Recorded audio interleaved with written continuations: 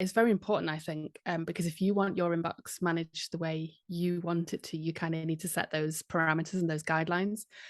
So I would recommend, I mean, it depends. If you've been working with your VA for some time, then you will know and trust them. So, and they will know your business as well, which helps enormously. So I did this as a VA. I got to know my clients, and then I would manage their inbox further down the line as they learned they could trust me with their emails. Hey everyone! In today's episode of the Master Delegator podcast, I have a very wonderful guest. Her name is Louisa Hollingsworth. She is the queen of organization in business. She helps online business owners to declutter their digital spaces so that they can grow and scale their businesses with ease. Email is her jam, with her main offering focusing on getting your email inbox to zero. And guess what? In this episode, we talk all about managing your inboxes. So tune in because you are gonna learn a lot of valuable lessons from Louisa. Hey Louisa, thank you so much for being with me here today. And you know what? I'm so excited with what we are going to talk about today because I have mentioned, before recording this interview or our conversation, nobody has ever talked about, our topic today yet. So you're the first one. That's why I'm Yeah. so excited. So yeah, we're going to be talking about email inboxes today, how a business owner can organize their email inbox so that they won't, keep, they won't lose their important emails. And so Yeah. how long have you been doing this?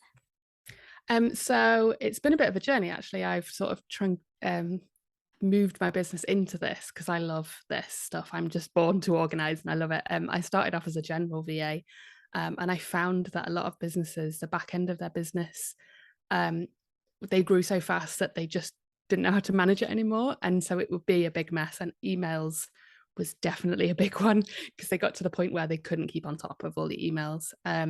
So it's probably been about the past 6 months that I've really been focusing in on this, after I've worked with a lot of clients, especially coaches, and find they just don't have the time to keep on top. And they don't want to really. They'd rather be doing their coaching. That's what they started their business for. So yeah, about 6 months.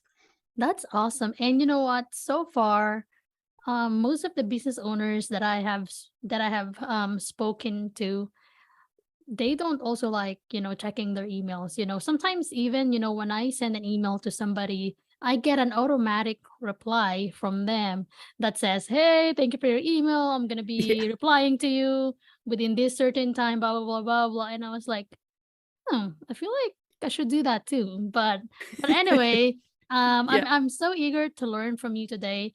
And so let's just dive right in. So how Yeah, can a sure. business owner manage their inbox real well?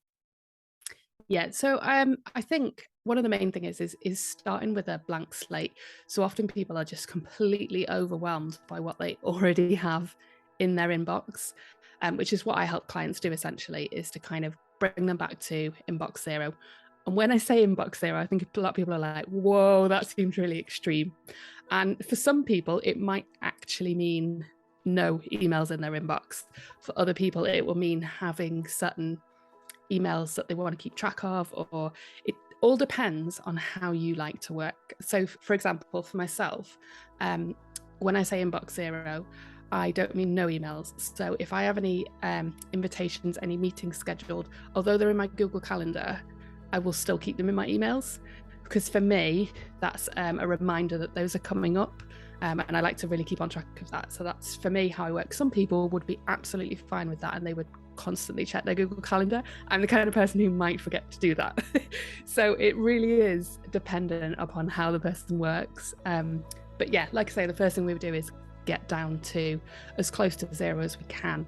And to do that, I would talk with a client and just establish what it is that they want out of their email inbox. So for some people, it is a place to learn about how other people market, to learn stuff about how other businesses do it.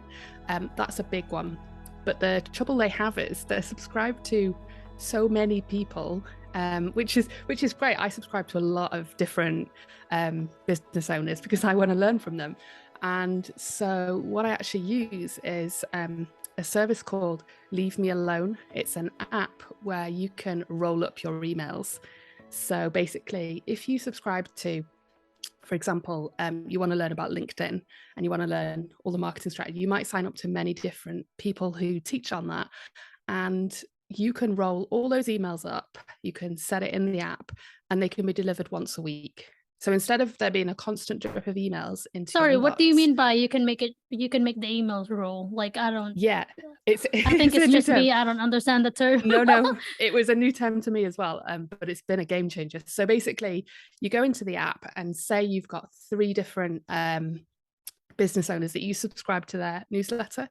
You can select those 3 newsletters, and the app will not deliver those. It will collect the emails as they come into your inbox, but you won't see them, and it will roll them into one email.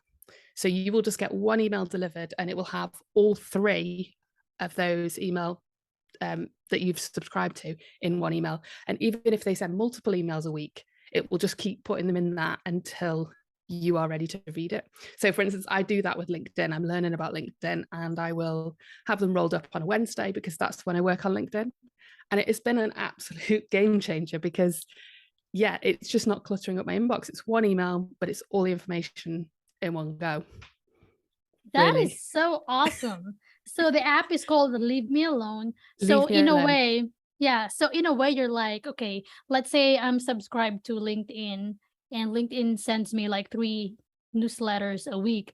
And so I Yeah. can set a day in a week where Leave Me Alone will send LinkedIn's newsletter of just one Yeah. newsletter, but inside there's 3 newsletter in one email. Absolutely. Yeah. And do you have to set that weekly, or can you do every month, like once a month, or can you customize the scheduling? There's loads of customizing on there. And Okay. obviously, it depends on how much. It's not a very expensive app if you have the very basic package. And to be honest, I think I have the middle one, which is like £7. So it's not very much. It's $10 probably, not even that. Yeah, but it is amazing. And you can have it multiple times a week if you want. If there's more important emails that you don't want to miss, you can set it. And you always have access to those emails. If you wanted to go into the app, you can see them. So you're never going to miss anything really important. I think that might be a fear for some business owners. They're like, oh my gosh, what if I miss something? But generally with these kind of marketing emails, there's not going to be anything essential. Yeah. And actually a lot of companies use, so say you're subscribed to a course and you also get their marketing emails. A lot of companies use separate email addresses anyway. So you can unsubscribe for the marketing emails or just have them come in a roll up. And then any information about your course or updates can just come through as normal. So yeah, it's a really great service. Yeah, because I'm also the type of person who loves receiving emails from different, businesses, because I love to Yeah. learn from them, and I also love to see what they're doing so I can kind of Yeah, somehow not absolutely. really copy it, but learn from it. Yeah. So yeah, this is really a great app. Um, how about when it comes to like labeling your emails? Because I use Gmail, and I Yeah. have a lot of labels. So how do you go about that? Yeah. So there's different people. Some people use Gmail. I have a round cube for my main website email. And they all kind of, it's either a folder or a label, basically, for most email providers. I tend to err on don't have too many folders because then it can become this big long list, and when you're trying to find where to put the email, you're overwhelmed and it just becomes too much. And actually, if you store it away in a folder, the likelihood is you don't really need access to it. You may need to refer to it at some point, but you don't really need access to it. So to have it in a bigger folder isn't a massive issue. So for instance, if you are like doing this podcast interview and you had a few podcast interviews lined up, I would just have a podcast interview folder and they'd all go in there because I could search the name and I'd know where they all were, and it's easy to Yeah. file away. Yeah. And so in my case, I have like different labels in my Gmail account. I have labels for a podcast interview, for my receipts, because that's very Yeah. important, right? For Yeah, your big bookkeeping. one. I also have labels I have a label for my weekly report and minutes of our meetings. Yeah. So when you do your clients, when you organize your clients inbox, Like, Yeah. what are the different types of labels that you think are non-negotiable? Yeah. So finance is a big one. And a lot of people, yeah, because you need to save those emails. And even if some people actually don't need to save them, but it's just good to know they're there. People like that. And that's fine. Email has so much space that you can store them. So definitely emails. For most of my clients, I actually even set up folders for the year. So each month, because most like if they're using QuickBooks or anything to do their books, they can just dip into that folder and see any receipts for that month if they need to. Yeah, so we generally set that one up. Like I say, we might have a marketing, and then we would split that up depending if they wanted, like say they wanted all their LinkedIn emails, and then they might want Instagrams are different. It just depends on the client really, but it might be that they just want everything in one. I generally have an admin label. Mm-hmm. So that just covers anything like your website maintenance, just your day-to-day, like your email provider, just day-to-day things that you use to run your business, but it's not involving anybody else. It's just emails that come in and you need. So that's another big one. Apart Do you from think? those, go on. Sorry, I'll let you finish. Yeah, I said apart from those, there's finances, admin, and then marketing. And then it really is down to the business. So they might be coaches will have client folders. Mm-hmm. And again, it depends on them whether they want to narrow that down. If they're getting a lot of client emails, then I recommend a folder for each client. And then we archive them where they're low. That's Yeah. really important. Archive them when you no longer use them, so you're not Yeah, overwhelmed. Yeah. that's true. And is there a limit to how many labels a business owner should have in the I don't email? I don't think so. No. Okay. It really is down to preference and how much time you're willing to spend moving things around. Like if you want a quick thing, just have 5 main folders and just quickly swipe them across. Some people will hire a VA. Yeah. So what I can come in and do is get it organized and almost set them up to have a VA go in and manage their emails. And that way, if they want it more intricately sorted, then they're paying someone else to do it anyway. So they might want to do that. So it all depends on how they're going to manage their emails going forward. That's true. And the VA can also set up like automations, I think there's like automation Yeah, filters. thing, filters on Gmail. You can set up rules so that this specific email can automatically go to this specific label. Are you sick and tired of being overwhelmed and afraid you'll never scale your business? Meet Smart VAs. Unlike many virtual assistant agencies that only assign one dedicated virtual assistant, we provide flexibility for growing businesses by assigning a team of experienced virtual assistants that can do different tasks to support your continuous growth. Visit smartvas.online to book a free discovery call and start growing your business.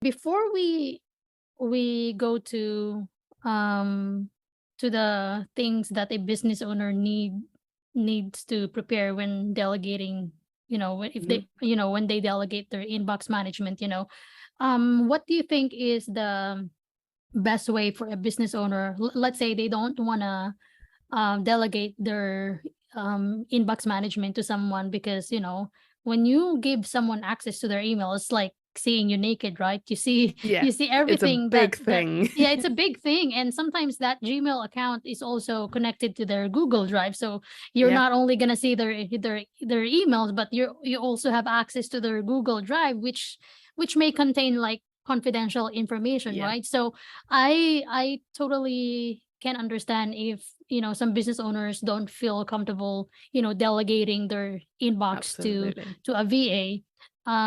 So I think I think that's I think that's normal, and I think that's valid, but I think just to a point where you still can manage it. But if you are no longer able to manage your inbox, and I think there's a time, that's the perfect time for you to delegate it to someone that you really trust.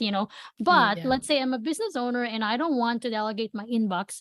What would you recommend to do, like for me to do, so that I won't get overwhelmed? I know we talked about, using the app Leave Me Alone, labeling your Yeah. emails, but how many times should I check my emails, and is it wise to set up an autoresponder, like when I send an email to somebody, that person will receive an autoresponder, and then I will state in that autoresponder that I will reply within 24 to 48 hours, because to me, I mean, I like that, because then I know that, okay, I got a reply, but in a way, it's not really a reply because it's automated. Did you really see my email? Because it's like automatic. Like when you send an email to somebody and you receive an auto reply, that doesn't mean Yeah. that they saw your email, because it's just automatic. I don't know if they really notice my email. So sometimes when I receive like an auto responder like that, I feel like, oh, okay, am I talking to a human being really? Did I send my email to a Yeah. person? You're none the Because wiser. right. So I feel like that's something that is like holding me back from doing that, because I don't know, maybe it's just my mindset, but if it will help me, with my productivity, then I will do that. So I want to get your Yeah. thoughts on that. So I personally don't use autoresponders, but that I've set boundaries in that. So I think it's acceptable for 28 to 48 hours to be a normal response time. So if someone didn't reply within that time, I wouldn't be like, oh my gosh, I've not replied. I don't use them because it feels like just another email that somebody's getting in their inbox, and it's not actually answering any questions. So yeah, I don't tend to use them. And the other thing that I think people need to be careful of is, to get to inbox zero, you do not need to spend every waking minute in your inbox clearing out emails, because I think some people think that's how you get to that point. And actually, it's much quicker to sit down and once a day go through your emails. And if Mhm. you've got labels set up, you just move them across quickly. If there's anything you can respond to really quickly and you can do it within a few minutes, just do it there and then, get it done, send it out, answer the question if it's a response that's needed quickly. And then anything more that you need to take more time over, one, I wouldn't respond straight away. If it was something like that, I would give it a bit of time and thought, and I would put it into my calendar basically to spend some time if I know there's emails that I need to reply to and I need to give more thought to. But I wouldn't necessarily do it there and then. So I generally check my emails in the morning. I'd quickly file away anything that I don't need to address, and anything left in my inbox is stuff that I need to work on. Yeah. Yeah, and it's a pretty simple system, but once a day is more than enough for me to do that. Yeah. I could leave it a week, really. It would take longer because there definitely would be a lot more emails in there. So I prefer to do it on a daily basis, but you do not need to be in there every minute. And actually that makes the problem worse, I think, for many people. Yeah, I think I totally agree with you. Checking your inbox once a day is, I think, wise, and practical as well, so that you can do other things. Yeah. And one of the things that I do as well, because there are some emails that are not, that sometimes, just like what you mentioned, you need time to think Yeah. through before responding to that email. So sometimes I open the email, and if it requires a lot of my brain energy, my brain cells, then I will read the email, and then Yeah.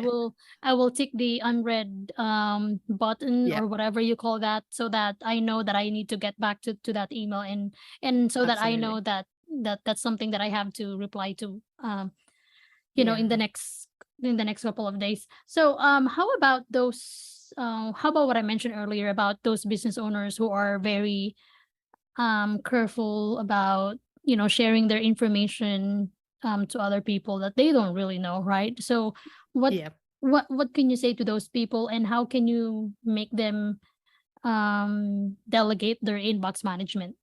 Yeah, it is a hard one. And the funny thing is, obviously, I don't delegate my own inbox, so I don't really know what this feels like, which is strange. But I have clients who delegate their inbox to me, and I know that that is a big thing. What I would say is, if it's your business email, um, there generally isn't anything too private in there. There may be some personal emails between clients and other people in the online business space. And I'm very respectful. I would never share in that information, but it is about finding someone you trust.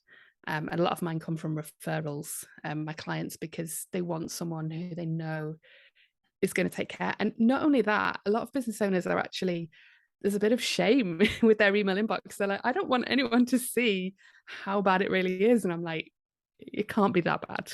It really can't. I mean, there could be thousands.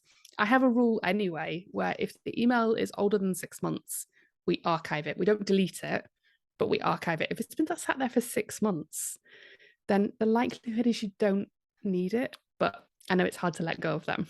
Right, exactly. And when you archive an email, is there like like a set period of time where that email goes to the trash folder? No, it may be in the settings, but no, I usually check and it's not deleted ever. So you Okay. can always go back and search your archive. So if there was anything that was missed, Okay. you can go back. Yeah. Cool. That's cool. All right. So let's proceed um to the question, like what about those business owners who are ready to delegate their inbox to a virtual assistant? Yeah. What does that business owner need to prepare, to set Set his them up. or her VA for success? Yeah. Yeah, it's very important, I think, because if you want your inbox managed the way you want it to, you kind of need to set those parameters and those guidelines. So I would recommend, I mean, it depends. If you've been working with your VA for some time, then you will know and trust them. So, and they will know your business as well, which helps enormously. So I did this as a VA. I got to know my clients, and then I would manage their inbox further down the line as they learned they could trust me with their emails. And I was able to help them. We sort of brainstormed together the type of folders, how they wanted things organized. And we had a system with some clients where they would flag any emails that they didn't want me to touch. They didn't want them to move out the inbox and they wanted to keep them there. They would flag them. And that works really great as a system. So you just need to work out a system with your VA for things like that. So yeah, if there's emails you don't want moved from anywhere, flag them or star them or whatever it is in Gmail or whatever email system you use. Agree on some basic folders. And then from there, I find it's a bit of experimentation, really, for you and for the VA. You might find, I had one client who spoke a different language. She lived in a different country. So some emails would come in and I have to use Google Translate to work out where it should go. But there was one that I kept missing every month. And it was because it was some tax thing that I didn't understand. And it needed to go in invoice folders. But obviously I wasn't aware of that, but it was fine. We learned along the way that that's what was needed. So yeah, it's just a bit of to and fro, but getting those basic folders in place before you start really helps your VA. Yeah, that's true. And how about sharing the email password? Do you recommend sharing the password via email, just giving the password straight to the VA, or do you recommend using LastPass? Yeah, LastPass, definitely. It's just safer for both of you, really. You're both more covered. I just feel more comfortable. I mean, if the business owner wanted to trust the VA, it depends on the relationship. But yeah, there's a number of different, there's LastPass, 1Password is another one, and there's lots of different ways that you can share them. And yeah, I just think it's a better idea. Yeah. And I wasn't sure, because in LastPass, when you share your access to someone, there is an option to let your VA view the password, so you can like tick the box and to allow that person to give that permission to view your password. So I'm not sure if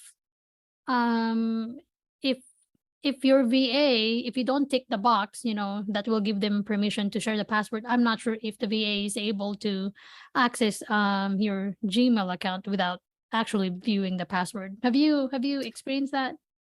No, all the times I've used LastPass, it's always been hidden, and then the Chrome extension will just automatically fill it in for me once I put the email address. I've never had it where I've seen the password, and to be honest, I don't want to. I would much rather not see the password. Yeah, definitely a better way. And with Gmail and Google, it gets tricky with the two-step verification. And That's I'm in so the true. UK. I work with a lot of US clients, and it can be a nightmare. Yeah, because I also don't.